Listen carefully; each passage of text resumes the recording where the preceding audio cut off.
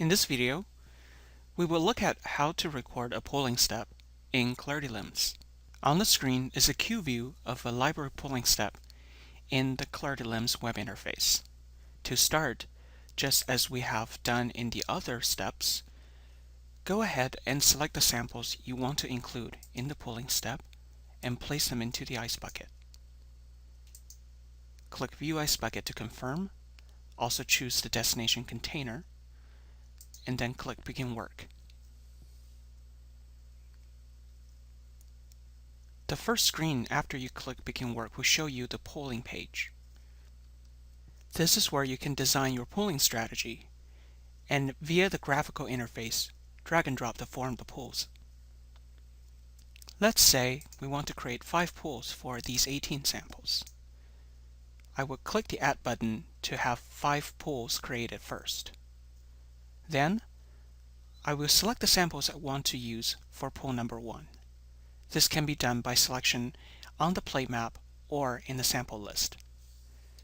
Note that if any selection contains more than one sample that has the same reagent label or index, Clarity LIMS will by default be configured to prevent you from pulling them together. This feature can be turned off in the operations interface by your system administrator. I will now add these 5 samples to pool number 1 by drag and dropping them over. And similarly, I can use the next 5 samples for pool number 2.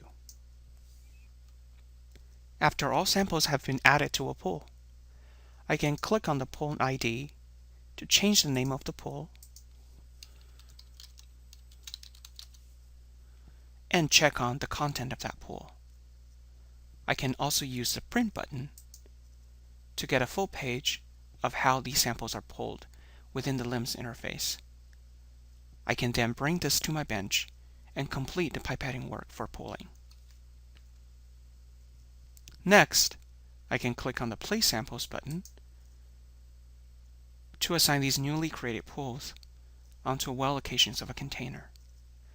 Notice now the pools are all carrying their own unique name, and if you click on this poll icon, you can immediately access the sample content going into that pool.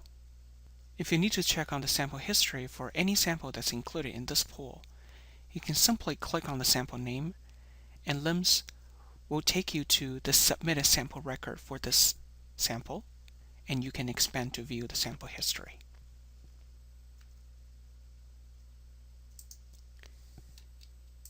Now, by simply placing them onto the corresponding well locations in this plate and putting in a plate ID, I can now click Record Details to move on and finish this step, knowing that the output of this step will be these newly created polls.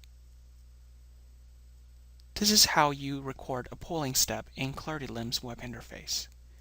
On the next video, we will be covering the QC steps run from the Clarity LIMS system.